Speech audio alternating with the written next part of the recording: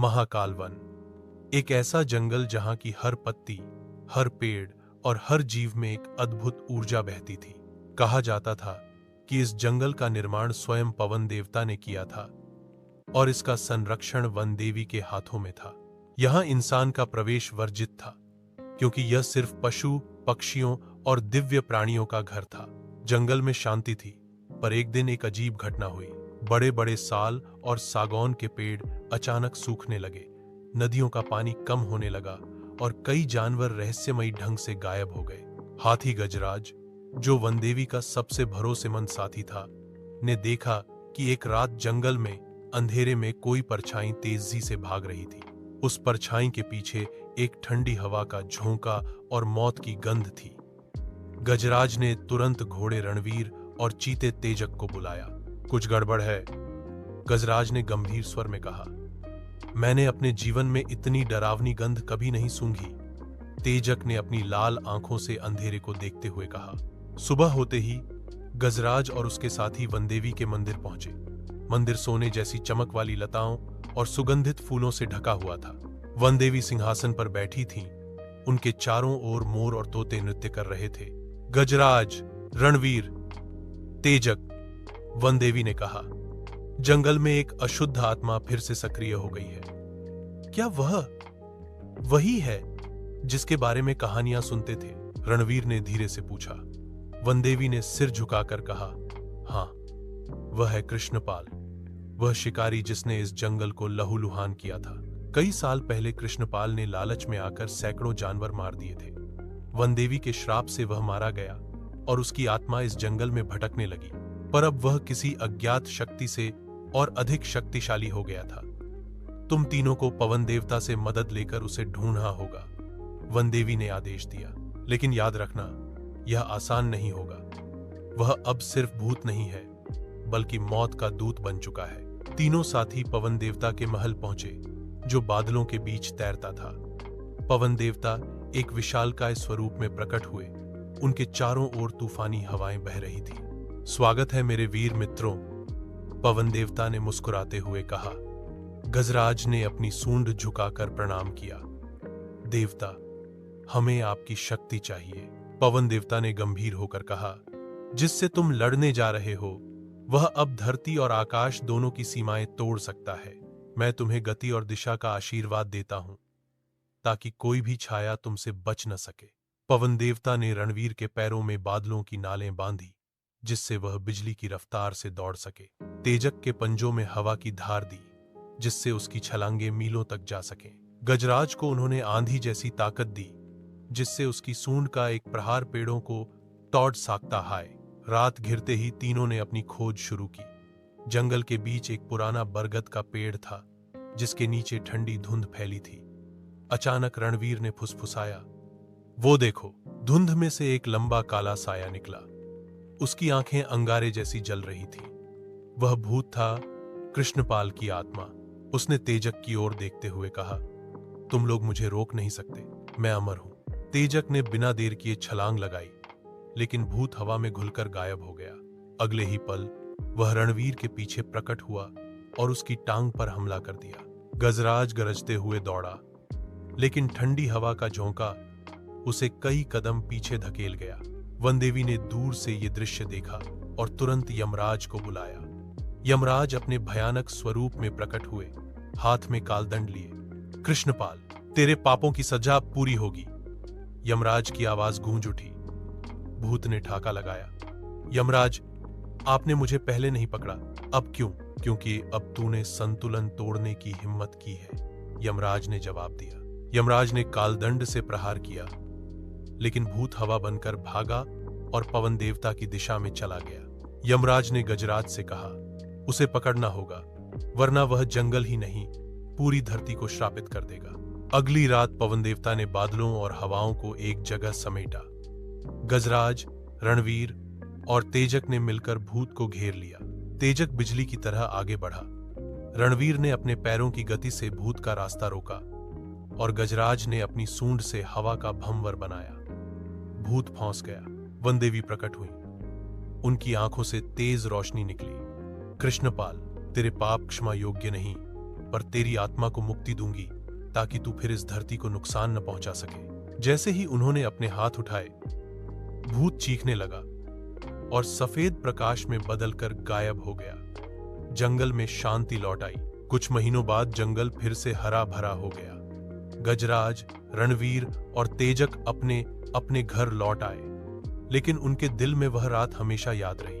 वनदेवी ने कहा, तुम तीनों ने न सिर्फ जंगल को बचाया, बल्कि एक भटकी आत्मा को भी सही रास्ता दिखाया। और महाकाल वन की कहानी पीढ़ियों तक सुनाई जाती रही, जहां इंसान का लालच हार गया और प्रकृति की रक्षा करने वालों की जीत हुई। कृष्णपाल के नाश के बाद महाकाल वन में जीवन लौट आया था। नदियों का पानी फिर से कलकल बहने लगा, पेड़ों पर पक्षियों का कलर सुनाई देता और जानवर निडर होकर घूमते थे।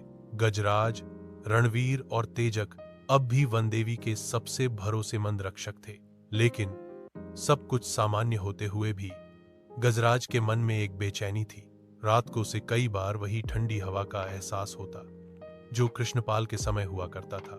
एक शाम चांदनी में नहाए जंगल के बीच तेजक ने फुसफुसाकर कहा, गजराज, क्या तुम्हें भी महसूस हो रहा है कि कोई हमें देख रहा है? गजराज ने अपनी सूंड उठाकर हवा सूंघी। हाँ, और ये गंध ये इंसान या जानवर की नहीं है, ये कुछ और है, कुछ बहुत पुराना। जंगल की गहराई में एक जगह थी जिसे काला कुंड कहा जाता था। यहां सदियों से कोई जीव नहीं गया, क्योंकि कहा जाता था कि यह पाताल लोक से जुड़ा है। उसी रात काले कुंड का पानी अचानक उबाल खाने लगा। पानी से एक लंबा डरावना साया निकला। उसका ऊपरी हिस्सा इंसान जैसा, लेकिन नीचे से एक विशाल सर्प का शरीर, जिसकी आंखें हरे जहर की तरह चमक रही थीं। आखिर मैं मुक्त हो गया, उसने फुफकारते हुए कहा। वह था नागछाया, एक प्राचीन दानव जिसे यमराज ने हजारों साल पहले इसी कुंड में कैद किया था। लेकिन कृष्णपाल के अंतिम मंत्र ने उसकी कैद की जंजीरें तोड़ दी थीं। अगले दिन गजराज, रणवीर और तेजक वनदेवी के मंदिर पहुंचे। वनदेवी की आंखों में चिंता साफ झलक रही थी। मेरे वीरों, एक नया संकट हमारे सामने है, उन्होंने गंभीर स्वर में कहा। क्या वह भूत से भी खतरनाक है? रणवीर ने पूछा। हाँ, वनदेवी बोली, यह नागछाया है मृत्यु और विष का दानव। अगर उसने काले कुंड की शक्ति को पूरी तरह सोख लिया तो यह जंगल और पूरी धरती का विनाश कर देगा। हमें क्या करना होगा? तेजक ने अधीर होकर पूछा। पहले तुम्हें पवन देवता से मिलना होगा, वह तुम्हें आकाशीय रक्षक गरुड़सेन से मिलवाएंगे। नागछाया को हराने का एक ही तरीका है, पाताल के द्वार को फिर से बंद करना। तीनों साथी पवन देवता के महल पहुंचे। इस बार पवन देवता के साथ एक विशाल सुनहरी पंखों वाला योद्धा खड़ा था, गरुड़सेन। उसकी आंखों में बिजली की चमक और आवाज में तूफान की गूंज थी। स्वागत है, गरुड़सेन ने कहा। मैं आसमान और पाताल के द्वारों का प्रहरी हूं। नागछाया को हराने के लिए हमें 3 दिव्य रत्न चाहिए, वायु मणि, अग्नि मणि और जल मणि। ये तीनों मिलकर एक मंत्र बनाते हैं जो पाताल का द्वार बंद कर सकता है। ये रत्न कहां मिलेंगे? गजराज ने पूछा। गरुड़सेन ने कहा, वायु मणि हिमगिरी की चोटी पर है, अग्नि मणि ज्वालामुखी के हृदय में और जल मणि महासागर की गहराई में। पहला लक्ष्य था हिमगिरी पर्वत। गजराज, रणवीर, तेजक और गरुड़सेन बर्फीली हवाओं में चढ़ते गए। ऊपर पहुंचते ही उन्हें एक बर्फीला दैत्य मिला जो वायु मणि का रक्षक था। जो इस रत्न को लेना चाहता है उसे अपनी ताकत नहीं बल्कि अपनी निष्ठा साबित करनी होगी, दैत्य ने गरज कर कहा। रणवीर आगे बढ़ा। मैं अपने जीवन को इस जंगल के लिए समर्पित करता हूं। उसकी सच्चाई देखकर दैत्य मुस्कुराया और वायुमणि उन्हें दे दी। दूसरा लक्ष्य था ज्वालामुखी का हृदय।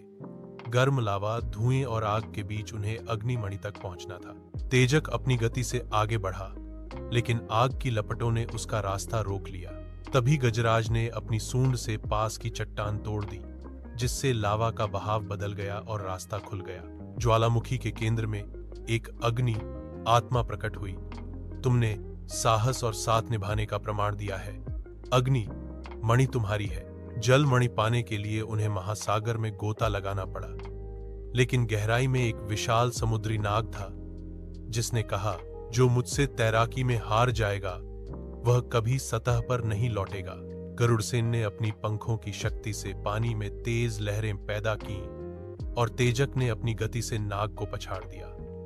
नाग ने सम्मानपूर्वक जल मणि उन्हें दे दी। तीनों रत्न लेकर वे वापस काले कुंड पहुंचे। नागछाया अब और भी विशाल हो चुका था। उसकी आंखों से हरा जहर टपक रहा था। तुम सोचते हो कि इन पत्थरों से मुझे रोक लोगे? उसने दहाड़ा। युद्ध शुरू हुआ। गजराज ने अपनी आंधी जैसी ताकत से वार किया। रणवीर ने अपनी गति से नागछाया को उलझाया। तेजक ने बिजली जैसी छलांग लगाई और गरुड़सेन ने आकाश से प्रहार किया। वनदेवी और पवन देवता प्रकट हुए। उन्होंने तीनों रत्नों को मिलाकर मंत्र पढ़ा, ओं त्रैलोक्य संरक्षणाय द्वारम पातालम बंद। एक तेज प्रकाश फूटा। नागछाया चीखता हुआ पाताल में खिंच गया और द्वार हमेशा के लिए बंद हो गया। युद्ध खत्म हो चुका था। वनदेवी ने कहा, तुम सबने फिर से जंगल को बचाया, लेकिन याद रखना, बुराई कभी पूरी तरह खत्म नहीं होती। हमें हमेशा तैयार रहना होगा। गजराज, रणवीर, तेजक और गरुड़सेन ने कसम खाई कि वे महाकाल वन की रक्षा अपनी अंतिम सांस तक करेंगे।